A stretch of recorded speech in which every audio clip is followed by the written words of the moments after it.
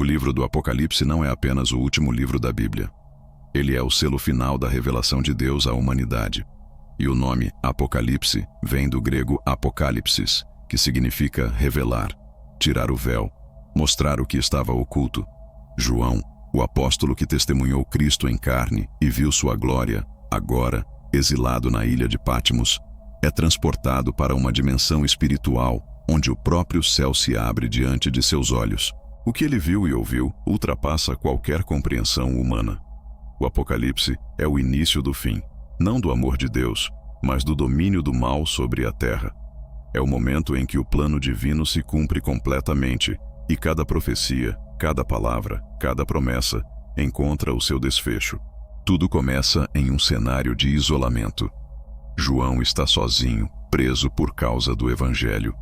Aos olhos do mundo, ele foi esquecido. Mas é exatamente ali, naquele silêncio, que Deus fala. A voz que ele ouve não é humana. É como o som de muitas águas. O Filho do Homem aparece diante dele, glorificado, com olhos como chama de fogo e rosto brilhando como o sol em seu esplendor. João cai aos seus pés como morto, e Jesus lhe diz: "Não temas, eu sou o primeiro e o último, e aquele que vive. Fui morto, mas eis que estou vivo para todo o sempre, e tenho as chaves da morte e do inferno." Apocalipse 1, 17 e 18. É aqui que tudo começa. O Cordeiro que foi morto agora se apresenta como o Senhor da eternidade. A visão inicial já revela algo grandioso. O Apocalipse não é sobre o caos, é sobre Cristo. Não é sobre o fim da esperança, mas sobre o início da justiça perfeita. Jesus não aparece mais como o servo sofredor, mas como o Rei dos Reis e Juiz dos vivos e dos mortos. E ele se dirige primeiro às igrejas, aquelas que deveriam ser luz em meio às trevas. As 7 cartas às igrejas da Ásia não são apenas mensagens para congregações antigas, mas alertas espirituais para todas as gerações. Cristo elogia o amor e a perseverança, mas também repreende a tibieza, a hipocrisia e o afastamento da verdade. A igreja que perdeu o primeiro amor, a que se acomodou ao mundo, a que vive de aparência, todas recebem o mesmo chamado: arrepende-te. O Apocalipse começa, portanto, com um espelho. Antes que Deus julgue o mundo, ele corrige a sua casa. Isso é profundo, porque revela que o juízo não é apenas para os ímpios, mas também para os que se dizem servos. O Cordeiro anda entre os candeeiros, e nada passa despercebido diante dos seus olhos. Ele observa o coração, pesa as intenções, prova a fidelidade. E é esse mesmo Cristo glorificado que abrirá os selos da história, revelando o que há de vir. O início do Apocalipse é também o anúncio de que o tempo está se esgotando. Cada detalhe, cada símbolo, cada visão que João descreve tem um propósito: mostrar que o reino de Deus está próximo e que o mal não prevalecerá para sempre. Os homens podem zombar, os reinos podem se exaltar, mas o Cordeiro está prestes a abrir o livro que selará o destino de todas as coisas. É o começo do fim, o fim do pecado, o fim da injustiça, o fim da opressão. Mas também é o início de um novo céu e uma nova terra, onde não haverá mais lágrimas, dor nem morte. O Apocalipse é uma revelação de Cristo, não do caos. É o desfecho de um amor paciente, mas também o início do juízo que muitos ignoram. É a resposta final de Deus à rebelião humana.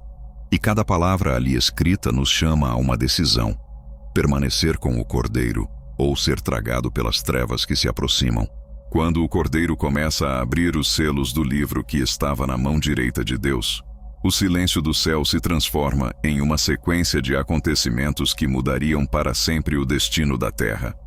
O livro selado representa o plano divino para a história, algo que estava guardado desde a fundação do mundo. Ninguém no céu, nem na terra, era digno de abri-lo, até que o Cordeiro, o mesmo que foi morto e ressuscitou, se levanta para fazê-lo. João chora, porque entende que, se o livro não for aberto, o plano de Deus não se cumprirá. Mas um dos anciãos o consola e diz: "Não chores, eis aqui o leão da tribo de Judá, a raiz de Davi, que venceu para abrir o livro e desatar os seus 7 selos." Apocalipse 5:5. E quando o Cordeiro toma o livro, o céu inteiro explode em adoração. Cada selo aberto é uma revelação, um movimento do juízo divino. O primeiro cavalo surge, branco, com um cavaleiro que traz um arco e uma coroa, e sai vencendo para vencer. Ele simboliza o avanço do Evangelho, a vitória inicial da palavra que conquista corações. Mas logo em seguida vêm os outros. O cavalo vermelho, que traz a guerra e o sangue. O preto, que traz a fome e a escassez. E o amarelo, cujo cavaleiro é a própria morte. Esses 4 cavaleiros representam o início do fim, não porque Deus abandonou o mundo, mas porque o mundo escolheu se afastar de Deus. O juízo começa como consequência da corrupção humana, e cada selo aberto revela a profundidade da decadência espiritual da humanidade. Mas o que mais impressiona é que, em meio a todo esse caos, há um povo selado e protegido. Antes que o juízo avance, Deus marca com o seu selo aqueles que lhe pertencem. Apocalipse 7 descreve 144 mil servos de Deus selados e uma multidão incontável de todas as nações e línguas, vestindo roupas brancas e com palmas nas mãos, clamando: a salvação pertence ao nosso Deus, que está assentado no trono, e ao Cordeiro. Isso mostra que, mesmo quando o mundo mergulha na escuridão, Deus preserva um remanescente fiel. O juízo não é sinal de abandono, mas de justiça, e a proteção do povo de Deus é o lembrete de que ele nunca deixa os seus desamparados. Quando o 7º selo é aberto, há silêncio no céu por cerca de meia hora. Esse é um dos momentos mais misteriosos do Apocalipse. É como se o universo inteiro parasse em reverência diante da grandeza de Deus prestes a agir. O silêncio precede o som das trombetas, e a cada toque, novos juízos são derramados. A natureza responde, fogo e granizo caem sobre a terra, o mar se transforma em sangue, estrelas caem do céu, e a luz do sol e da lua se escurece. Tudo o que o homem considerava estável começa a desmoronar. O Apocalipse revela que a criação inteira geme, aguardando a libertação do domínio do pecado. Em meio a esses eventos, João vê algo ainda mais impressionante. Um anjo poderoso com um pequeno livro aberto em sua mão, e ouve vozes que dizem: não seles as palavras da profecia deste livro, porque o tempo está próximo. Essa é uma das declarações mais diretas do Apocalipse. O tempo está próximo. Não é apenas um aviso para o futuro distante, mas um chamado constante para que estejamos preparados. O Apocalipse é o reflexo da santidade de Deus em confronto com a rebelião humana. Ele mostra que o pecado não ficará impune e que o mal será julgado, mas também mostra que, em meio à ira, há misericórdia. O mesmo Deus que envia juízo também envia graça. Ele adverte antes de agir, chama antes de julgar e oferece salvação antes do fim. O Cordeiro que abre os selos é o mesmo que deu sua vida para que ninguém precise perecer. O mais chocante é perceber que essas profecias, escritas há quase 2000 anos, refletem com precisão os sinais que vemos hoje: guerras, fome, desastres naturais, perseguições, apostasia e corações endurecidos. Tudo o que está escrito está se cumprindo diante dos nossos olhos. O Apocalipse não é um livro de terror, é um livro de revelação. Ele mostra que o juízo virá, mas também revela o amor de um Deus que faz tudo para salvar antes que seja tarde demais. A partir do capítulo 17, João é levado a ver uma das visões mais chocantes do livro do Apocalipse. A grande prostituta montada sobre uma besta escarlate. Ela é chamada de Babilônia, símbolo do sistema mundial que se levanta contra Deus. Uma mistura de poder político, econômico e espiritual corrompido. Vestida de púrpura e adornada de ouro, ela representa a sedução das nações, o luxo que cega e o engano que domina o coração dos homens. Sua taça está cheia de abominações, e sobre sua testa está escrito: Mistério, a grande Babilônia, a mãe das prostituições e das abominações da terra. É a representação de um mundo que rejeitou a verdade e abraçou a idolatria. Mas a visão não termina na glória aparente da Babilônia. João vê sua queda. O anjo proclama com voz poderosa: caiu a grande Babilônia, e se tornou morada de demônios. Os reis que se prostituíram com ela lamentam de longe, e os mercadores choram porque ninguém mais compra suas mercadorias. Tudo o que era motivo de orgulho e ostentação desaba em uma única hora. Essa queda representa o colapso final do sistema humano sem Deus, a destruição de tudo o que parecia invencível. É a confirmação de que nenhum império, nenhuma ideologia e nenhuma estrutura de poder resistirá ao juízo do Cordeiro. E então vem o clímax do livro, a cena que resume toda a esperança da humanidade. O céu se abre e João vê o cavaleiro fiel e verdadeiro montado em um cavalo branco. Seus olhos são como chama de fogo, em sua cabeça há muitos diademas, e em seu manto está escrito: Rei dos Reis e Senhor dos Senhores. Ele não vem mais como o cordeiro sofredor, mas como o leão de Judá, vindo para julgar e guerrear com justiça. De sua boca sai uma espada afiada, símbolo da palavra que condena e purifica. Os exércitos celestiais o seguem, vestidos de linho fino, branco e puro. É a cena mais gloriosa da Bíblia. O retorno de Cristo em poder e majestade. A besta, o falso profeta e todos os que se rebelaram contra Deus tentam resistir, mas são derrotados instantaneamente. O inimigo é lançado vivo no lago de fogo e a vitória é total. O domínio do mal chega ao fim.